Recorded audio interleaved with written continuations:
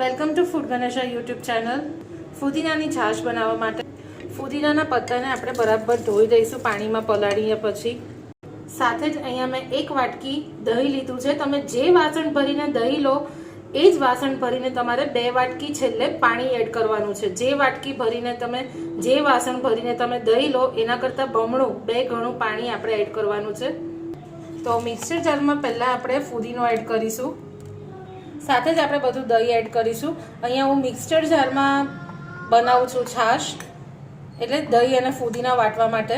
તમે મિક્સર જારની જગ્યાએ બ્લેન્ડર પણ યુઝ કરી શકો છો, પણ ફુદીનાનો પત્તા એકદમ ઝીણો ક્રશ થાય એના માટે મેં મિક્સર જાર યુઝ કર્યું છે।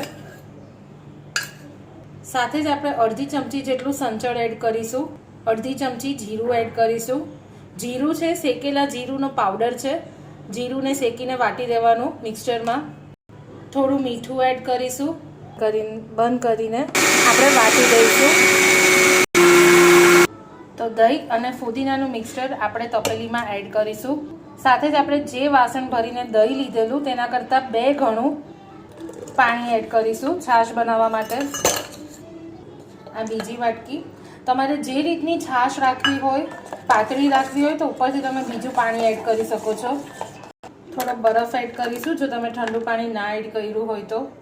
ચાટ મસાલો એડ કર્યા વગર આપણે ફુદીનાની છાશ બનાવી છે। ફુદીનાની છાશ છે એકદમ ઠંડી, બહુ જ સરસ લાગે છે। અને તમે થોડું સંચળ એડ કરશો, બ્લેક સોલ્ટ સંચળ, એટલે ઓર સારો એનો ટેસ્ટ આવશે। જો ગળ પણ ગમતી હોય તો તમે આની અંદર થોડી ખાંડ પણ એડ કરી શકો છો।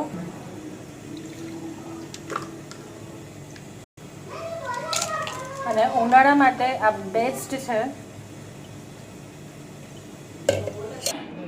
કેવું લાગ્યું? ટેસ્ટી।